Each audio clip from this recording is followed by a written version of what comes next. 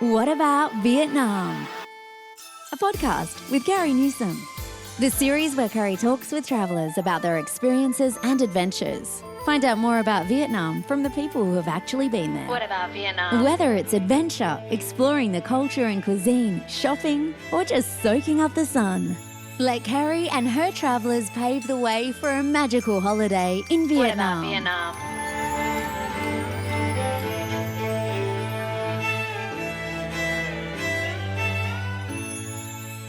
Xin chào and welcome to What About Vietnam. Today I've had a fantastic time talking to a guy named Ben Mitchell. Ben lives in a place called Phong Nha.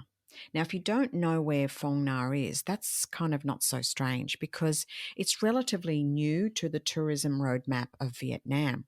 The reason why it's become so famous is because it hosts Son Doong, which is being touted as the world's largest cave.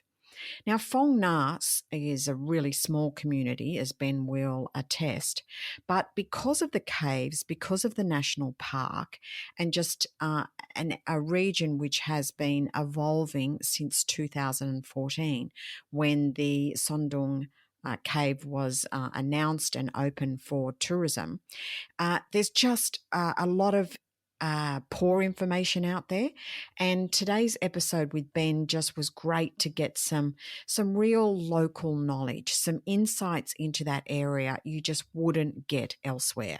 You're going to love the episode. You're going to love Ben. He's just got some great stories to tell and I think some fabulous information if you'd like to look at this area as a place to visit in Vietnam. Please welcome him to the program. To kick it off, maybe we just tell everyone, where is Phong Nha? Where is it located? Phong Nha is located 300 kilometres north of Da Nang,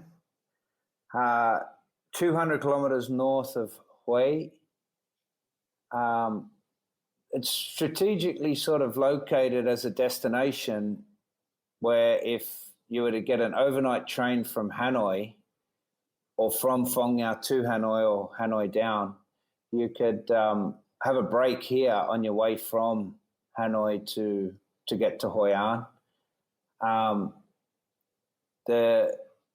There's flights to Dong Hoi City, which is 50 kilometers from Phong Nha, from both Saigon and Hanoi. And most people come usually on their way to or from Hoi An, between Hoi An and Hanoi. Right. Okay, because I probably wouldn't have thought about it that way. I probably would have thought, I'd probably fly into Hanoi, do my Halong Bay and do my Hanoi stuff, and then I would pick up a flight to Dong Hoi. Yeah, you can do that and then but if to get to Hoi An from here, you really have to go overland because Right. we don't have flights with Da Nang. So that would be a good way to do it, would be to fly down from Hanoi to Dong Hoi and then go from us to Hoi An overland.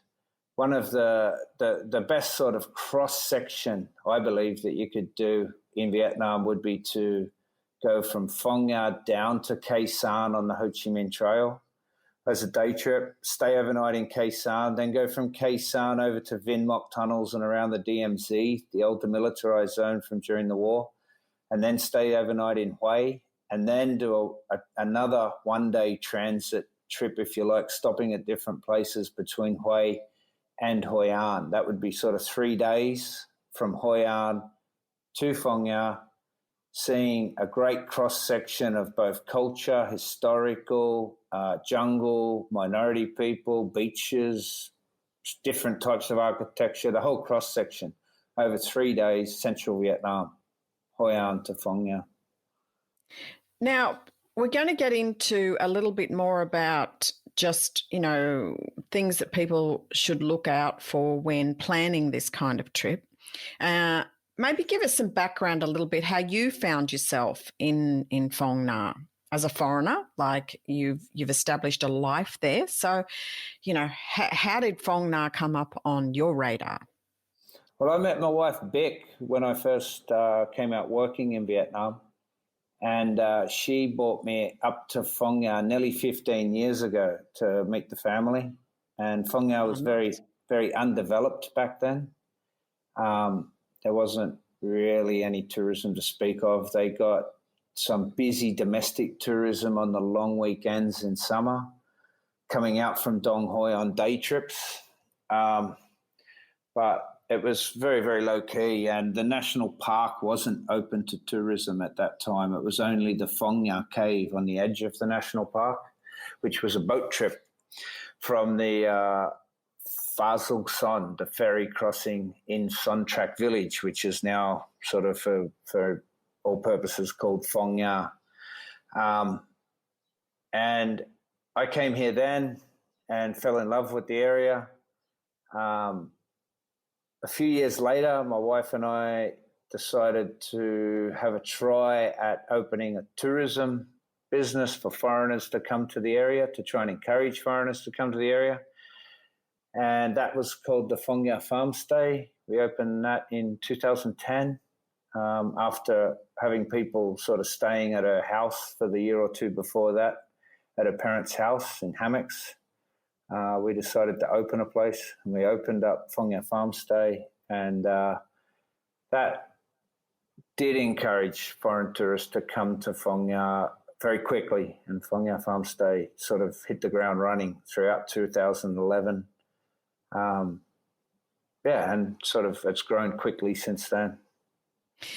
It has kind of been an evolution, hasn't it? Because I remember when I started coming to Vietnam, like this is only about 14 years ago, but it really wasn't hitting any headlines. It wasn't hitting any lists. But then all of a sudden, as you say, about 6 or 7 years ago, it started to get media attention, and just the little I had to do with Vietnam tourism, VNAT, etc.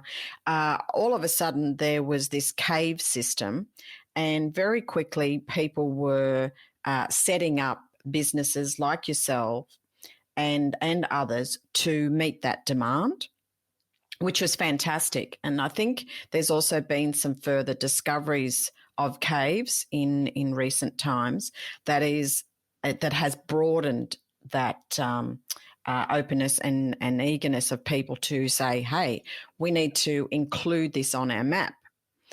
Traditionally, Vietnam had been the hot spots of, Hanoi, Ho Chi Minh, Hoi An, Hue, where now Vietnam is opening up to these outer regions because, as you said, there's just so much more to greet you in these places, including minority groups, including, culture, crafts, and, local cuisine, etc. So just when we're talking about the caves themselves, I mean, you've been there and seen a lot as they've been opening up and developing. Tell us about the caves that you'd suggest would be kind of meeting the average person's ability to explore, to spend time in and really enjoy their stay there.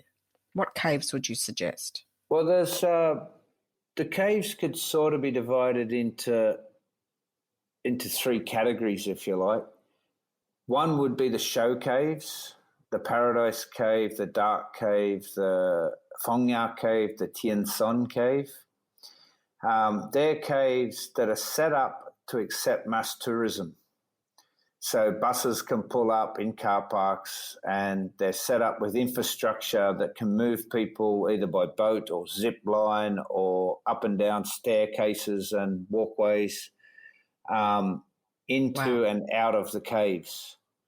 That would be one category. Another category would be the more adventure caves that are for doing day trips to and maybe overnight trips to. And they would be what I would consider great for tourists to go and have a really adventurous experience of trekking in the jungle and visiting a cave. Maybe for a day trip and then coming back and having a swim in a pool and a gin and tonic, watching the sunset from their definitely from a bar somewhere around Phong Nha. Or maybe they do an overnight trip where they camp in the cave and they have the like cooked dinner by the local jungle man. And so the third category that I would suggest would be the multi-night caves. So they can go into the Tu Lan system for many, many nights of camping and trekking and adventure, or the Son Doong Cave, which is a 4-day trip at the moment. So you're actually trekking to a different location every night in either Han Son Doong in the same cave, or in some of the other trips you'd be going to different caves and different campsites every day. And they would be the more adventurous ones that I would consider would be not probably for everyone, but definitely for people who want to do something that's going to be outside the box. And I think they are the ones, that multi-night cave and a trip, and the caves that are featured in those trekking tours, etc. They're the ones that always seem to sit on all the websites and feature all the amazing pictures. Because I know when I did the VNAT a couple of years ago, and I went, God, these caves are amazing. But then when I drilled down to it, I found out that, it was a 7-kilometre cave, and, you can spend 4 or 5 nights and maybe not get through. When you've got to book, sometimes 2 years in advance. I mean, we're sitting here in the middle of September and the middle of COVID 2020. So I'm not sure how that's affecting future plans, but prior it was about a 2-year in advance kind of booking setup that you would have to make to even get on one of those as an experienced trekker. And secondly, they were quite expensive, those multi-night ones. Am I right? Yeah. Well, currently looking like the caving season for, say, Han Son Doong, the world's biggest cave, finished here about a week ago. Now, due to the chance of a typhoon or big storm coming in from the Pacific at this time of year, Exalis, the company that run the tours, stops tours between now and the end of January to the world's biggest cave. As far as and that's nothing to do with COVID, is it? That's just seasonal. That's just seasonal. Well, it was quite funny. See, strange things happen. Like when COVID came, obviously a lot of people cancelled their holidays with Exalis, and a lot of people postponed till next year, or even the year after. The Exalis were lucky enough that they did have a lot of Vietnamese people and expats who live in Vietnam then book the tour. So the tour's been running as busy as it normally would right throughout the COVID with locals and expats. With domestic and expatriate tourism. Wow. Yeah. So looking at next year, at the moment, they're running 15 tours per month, so it runs on 15 out of 30 days. And looking at numbers at the moment, they've still got some. They open up on the 27th of January. They've still got some places open on the 29th. February's quite busy. They do have a few places left. March is booked out, but April's still open. Like if you want to go next year, there's still a lot of places open for that. So it's not like when they say booking a year out, well, yeah, there's 15 trips per month and 10 people can go per trip. So you're looking at about 150 people a month going through from January till September, excluding Tet, which is they'll close down for a little while over Tet in February. Yeah. And it's interesting And I really appreciate you breaking up the caves in categories, as in that, one category being the show caves, as in they're the ones where I see all the, as you say, bulk tourists, cramming themselves into buses and kind of vehicles, etc., and flooding those caves. And then you've got the adventurers, so the day or no, so then you're going to get people that are going to spend 2 or 3 days in Phong Nha. And then you've got the really experienced trekker who's going to take on that quite strenuous caving through Son Doong, as you say, etc. Because, that's not just for your average bear, let's face it. Like, I don't know about you, but I certainly know about me, that would be beyond my, my... I'm not sure. I reckon you might correct yourself.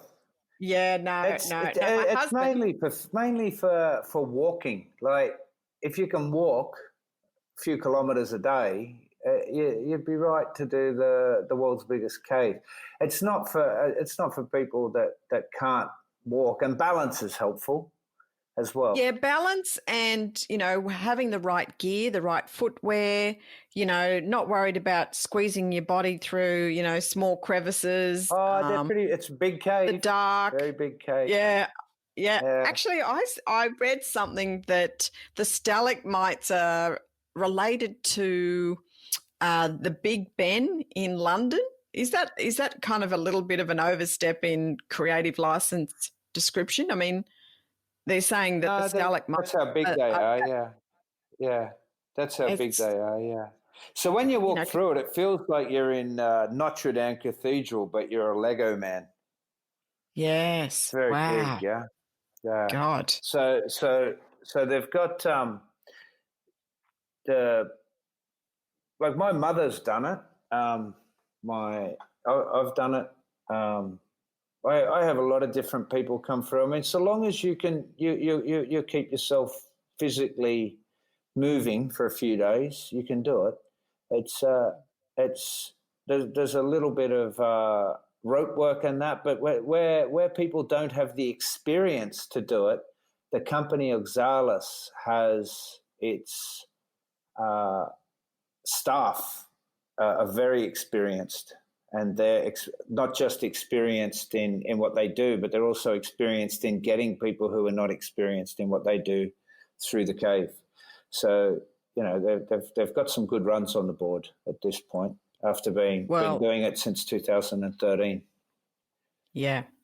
And, we're still talking about, it's only 2013. We're only sitting in 2020. So these are quite a revelation, these caves. That's why, having you on to talk about it rather than just me read it in a Vietnam tour guide or a, Lonely Planet, whatever, to talk to you because you've done it, your mother's done it, you live there. It kind of makes it a little bit more real to me.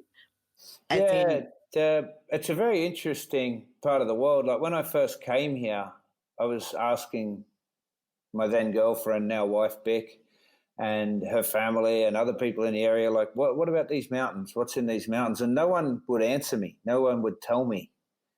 And it was just fascinating. And then I found out about a group of British cavers who'd been coming here since 1990, every year or 2 or 3, whenever they could come, and exploring the area. Now, some of those guys now work here permanently for the Oxalis company, and they're the safety and caretakers of the cave and the other caves that Oxalis are involved in. They also tend to help other companies that want to set up and that a bit on the side, just to try and keep everything safe and environmentally sound as well. They're sort of advisors, consultants. They work as safety monitors on the bigger tours as well. But they have explored the area, and they still do. Every year they do expeditions where they go and explore new caves. It's just amazing that there's all these caves. I mean, Paradise Cave, for instance, which sells a lot of tickets on a weekend public holiday, and during the summer, it's very busy with people from all over the world. The first humans completely went through the whole passage in 2005. It was open to tourism in 2010. It's hard to imagine. And I do often have a lot of guests say, oh, they must have known about it. Someone would have known about it. Somebody would have used it during the war or something. And it's like, no, they just didn't. Some of the caves have got very interesting histories, like Phong Nha Cave was used by the Cham monks. They broke down stalagmites and stalactites and made altars in there, and they wrote graffiti all over the walls. That cave also was used by the NVA, the North Vietnamese Army, as a major sort of logistical part of the logistics for the Ho Chi Minh Trail. Other caves like Vom Cave had a whole town underground during the war in order to avoid the bombing. But most of the caves, to be honest, just weren't used by people. The people didn't have lights up until less than 10 years ago. They had torches and things here in this area. They just didn't go into the caves. They went in as far as to get out of the rain, and that was about it, into some of them. Even the world's biggest cave, which was discovered, renowned now as 2009, when the first people went in and explored it. A local bushman who took the British cavers to the entrance to show them where he'd found the entrance to what he believed would be a big cave. He found that in 1990 during a thunderstorm when he was only about 16 years old, and he took them back there in 2009, and they went in and explored it, and they were very excited from the moment they found it, because they knew they'd found something remarkable. And they opened it up with the owner of Exalis in 2013 for the first tour group that went there, and then really they opened in 2014. Yeah. You mentioned, the safety aspect, and maybe let's just touch on that a little bit more, because, there is sometimes some concept about some of the things in Vietnam. Are they safe? Do they have the kind of same levels or quality of safety that, are experienced in other countries, etc.? I mean, talk to us a little bit about that. I mean, I've been up to Barna Hills and seen, the extravagance of workmanship that went into that 5-kilometre cable car that takes you to the top of that hill. I mean, my heart still raises every time I've had to do it, but I say to myself, jeepers, you couldn't poo-hoo anything about Vietnam's ability to do quality workmanship, because by jeepers, it's an amazing piece of ingenuity. So just talk to us a little bit so we can cover that off for people, so people can go, no, it sounds like it's well managed, it's safe, etc. Yeah, I've been to the cave with the Exalis tour company to the world's biggest cave, and the safety was above and beyond. Everyone's inducted how to use the harnesses in the parts where they need to use a harness. Everything's bolted. I mean, it was 100% kosher, fully safe. Yeah, that's good. Yeah. It's good. And as far as the Phong Nha Cave goes, and some of the other tourism less sites, more mass tourism, but they involve water. There's life jackets and everything provided, and at Nhúc Mok Springs, you're not allowed to swim without a life jacket there, even if you can swim, because they do have a lot of guests that can't swim properly, so they just make everyone wear a life jacket. And when you're caving, and you have to wear a swimming costume for that, don't you? Yeah. When you're caving through like the Tu Lan cave system, you would really want to wear a life jacket. Like, I'm a strong swimmer, and I always wear a life jacket when I go through those river caves simply because it's so nice to lay on your back with a life jacket on and just relax. And not have to do all the work. Yeah, and I'm with float. you. Yeah. Yeah, for sure. All right. Now, I want to talk about just what a stay in Phong Nha could look like. So you've seen a lot of changes and developments in accommodation and, just the township, I would expect, has evolved with tourism to support it.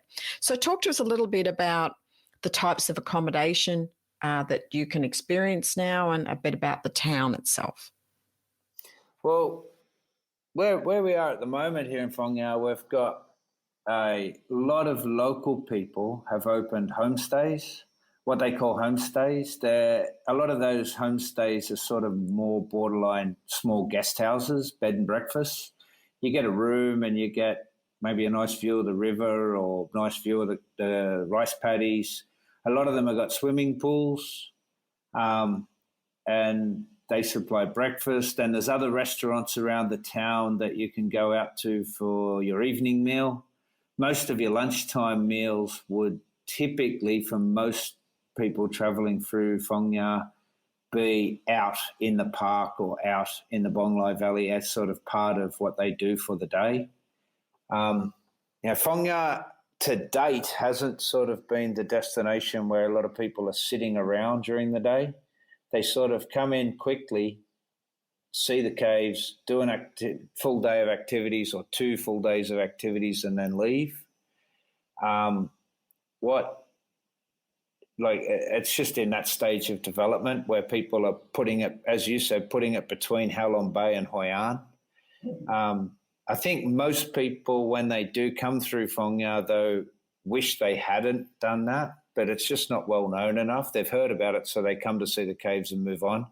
But once they get here, they sort of realize, oh, well, we could have, maybe this was actually better than Ha Long Bay or better than Hoi An, because it's sort of got the feel at the moment of Hoi An style tourism about 10 years ago, maybe 12 years ago. It's sort of a little bit rough and ready still. There's a few of us here that have started to build some nice accommodation that people can come and actually have a holiday and relax for a few days or a week. Pool villas, poolside villas, bungalows by the lake at the lake house, different accommodations. There's starting to become a little bit of a body of nice accommodation out here in Phong Nha. But there is a lot of budget accommodation, and a lot of that budget accommodation is cheap, and you get good value as well. Like there's, it's very competitive because there's so much at that base level. As far as villa and bungalow accommodation goes, you've got Victory Road villas, you've got Elements villas, Jungalow villas, the Phong Nha Farmstay, the Lake House Resort, the Pepper House Homestay is really nice around a pool. In that mid-range, there's a few places like it around the valley. A lot of in the town is a main strip that you would find in most tourist towns, with all the neon lights and a few karaoke bars and hostels and cheap bars and restaurants. In Son Track village near the boat station, which was the old ferry crossing of the Ho Chi Minh Trail, where you get the boats to Phong Nha Cave. There's a big long strip of that style tourism there. But depending on what you're after, that's where the bus stops. So most homestays and other places are measured on their occupancy from how far they are from the bus stop, due to the backpacker style accommodation that was here prior to COVID. Vietnamese tourism has always typically stayed in Dong Hoi, but we have seen a trend of change where they are now looking to come out and stay in Phong Nha in more unique style accommodations than the cheap hotels that they were attracted to in Dong Hoi in the past. Especially as the domestic tourism is now all buying cars to go, like, they're traveling in cars as family groups rather than traveling in large groups on buses the way they always typically did before. We're now seeing smaller groups of people in cars. Yeah. And a lot more wealthy Vietnamese now than... Vietnamese have got a lot more expendable income, and me and a few friends up and down the coast have been talking lately. Since COVID hit, we've seen this massive amount of domestic tourism. Local tourism, yes. Yeah, driving around the country, checking out their own country in their cars. Yeah, it's fabulous, yeah. And doing the DIY, do-it-yourself angle, definitely. They are. If we talk about the length of stay, so for someone planning a trip, what would you say is a good amount of time? I mean, we've got now a better idea of the types of caves and access, and then, who could do any of these, the show, the adventure, or the multi-night caves. But on average, what would be a good couple, nights to stay? 2 or 3? Yeah, I'd say a minimum of 3 full days in the area. Minimum 3 full days. Yeah. And one thing that we've noticed as well since COVID in March, we've noticed that we've had a lot of expats come and stay from Saigon, from Da Nang, from Hanoi, and they typically stay for between 5 days and 2 weeks. And wow. That's been a big change to the whole way we operate, because they tend to go out and do something every day and then come back and relax. Whereas before that, we were full of people staying 2 nights wishing they had 4 and trying to fit everything in 1 or 2 days. And, we've talked a lot about the caves, and the caves obviously, get the headline, but there's quite a bit, as I understand, to do just around the park. Is that right? Yeah. I mean, one thing I've noticed with all the expats coming through, they tend to rent a motorbike or go with one of our local Phong Nha riders who used to be timber cutters or hunters. They take people around. I've seen some of those videos, yeah. Yeah, they take people around the back of their motorbike all day. And but what we're typically finding now is that people are going out into the park, and maybe they're going to Eight Lady Cave and the Botanical Gardens one day. Then they're going to Paradise Cave another day, and then they're going to the Dark Cave and Nhuk Mok Eco Trail another day. That sounds like a great itinerary. Yeah, and they're sort of just going up into the park and doing things each day, because there's so much. There's way too much to do now for just 2 days, and so they're sort of, if people come for longer, well, they get to do more, but they actually get to enjoy it rather than. And then on to the next thing, and then we'll have half an hour here, and then on to the next thing, and then we'll have an hour here, and then we're on to the next thing. And then that's within the park of things you can do yourself. But then outside the park, you've also got like all this countryside to explore and do what you want, like bicycles or mopeds, and you can just explore. And we're very close to the coast here too. So well, you said you went surfing this morning, so yeah, we go surfing. I don't think about surfing. Morning. Yeah, that's just amazing. From September through to November, we get waves here, so we try to make the most of it. It's only a short window. Annual window, of waves. So that's good. Yeah, so there's a lot. Like, you've got the ocean, you've got the fishing villages, you've got the sand dunes, then you've got all the rice paddy farmland, then you've got the agricultural land between the rice paddy land and the jungle, then you've got the jungle and the mountains, then you've got the caves, and it's a great cross section of central Vietnam, just within this 40 kilometer, 50 kilometer width area of the country. The country, this is the narrowest part of the country here. Just south of Phong Nha Kabang, the country's only 40 kilometers wide. So it's the narrowest part of the country. And as a lot of expats have been telling me over the last few months, they're like, wow, we just never knew, you know. Yes. And now we're here for like 2 weeks, and we're coming back. We'll be back again in a few months, you know. So it's on my list now. Well, it's been on my list for quite a while, but it's matching up the best time of the year. Let's just talk about when you would suggest is the best time of the year to come. I'd say the best time of the year to come would be March, April. It's all of Vietnam. Yeah, March, April. It's spring here, so we have if you look at from Da Nang south, they only have 2 seasons. They have a wet season, a dry season. If you look at sort of north of us, they have 4 seasons. They have summer, autumn, winter, and spring. Well, here in Phong Nha, we have 6 seasons, and it's a crossover of those 2 climates. So we have plants and animals that are endemic to both the north and the south of Vietnam. We also have plants and animals that are found only here. It's a very high biodiversity in the jungle here.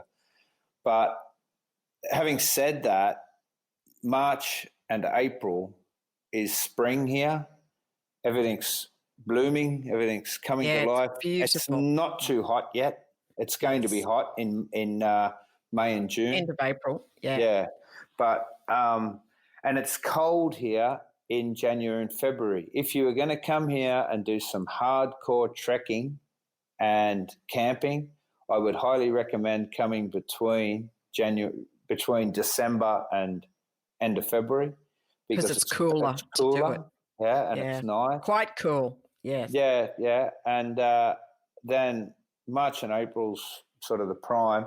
And then again, September, October, November is a really beautiful time of year. It was great having Ben on the program. I think we've all learned a lot more about the Phong Nha region and certainly got some insights into just what's involved in trekking into the caves and having a great time there. I've put all of Ben's links, as many as I could, in the episode notes. You might also want to check out the transcription. So, if you missed any part and you'd like to go back and read about it, it's there in the episode setup. Please subscribe, please share, please send me your feedback on whataboutvietnamgmail@gmail.com. Love to hear your thoughts, love to hear what topics you'd like me to cover, and just thanks again for listening and supporting the show. All the best and see you next time. Thank you for listening. Check out the episode notes for more information. What about Vietnam? Don't forget to subscribe, rate and review, and stay tuned for more fun adventures in Vietnam.